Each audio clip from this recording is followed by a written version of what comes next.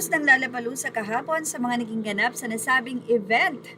Umabot na nga po ang post nila sa SB19 ng 886,000 within 24 hours. The rest is 143.68. So, ibig sabihin lang po nito ay talagang sinusundan ng mga fans or maybe yung mga bagong nakakita at nakapanood sa SB19 ngayon na nais nilang makita again ang performance ng SB19, lalo na nga sila ay threads at pinag-uusapan sa social media at sa angmang sulok ng mundo.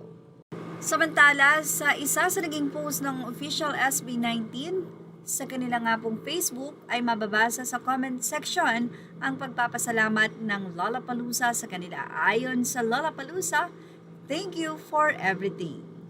Marami ding 18 ang nakapansin. Of course, lagi nilang mapapansin yan na ang Lollapalooza ay mostly SB19 posts ang nakalagay sa kanilang mga story na dagsa din naman ang views.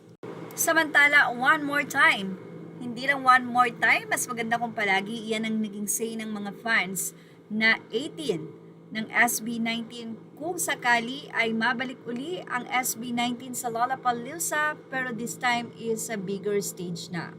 Maganda na rin yung kanilang time slot. Balikan nyo to, wish ng mga fans. Sa lahat kasi ng performs, SB19 yung pinaka nag-trending, and that's the power of 18 for sure. Next year, invited na naman ang SB19 and that time, siguradong nasa magandang stage na sila. Pero alam niyo po ba na ang stage ng SB19 ng Alliance ay isa sa malaking stage? Yan mismo ay ayon sa show na kung saan ay nag-usap ang dalawang host nito. Ayon nga sa kanila, sa kabila ng init ay hindi umalis at nagstay ang mga nanonood doon.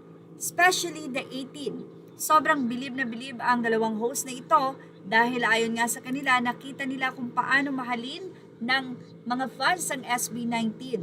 At doon pa lang nakita nila kung gaano ka-humble at kagaling ang SB19.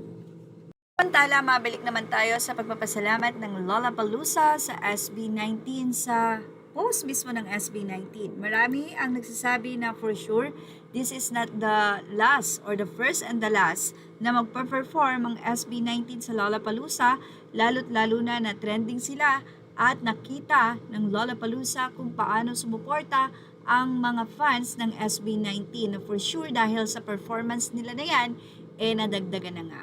Ngayon naman ay sobrang inaabangan ang mga susunod pang ganap ng SB19. Siyempre, ang isa din sa pinakamalaki na kanila nga pupupuntahang event, ang Summer Sonic sa Japan. But this time, marami po ang natutuwa sa Lollapalooza, and this time, hiling ng mga fans, next ay sa big stage na nga po dahil deserve nila ito. At yan ang ating showbiz top update. Images are all credit to the rightful owners. Thank you for watching. Please like, share, and subscribe.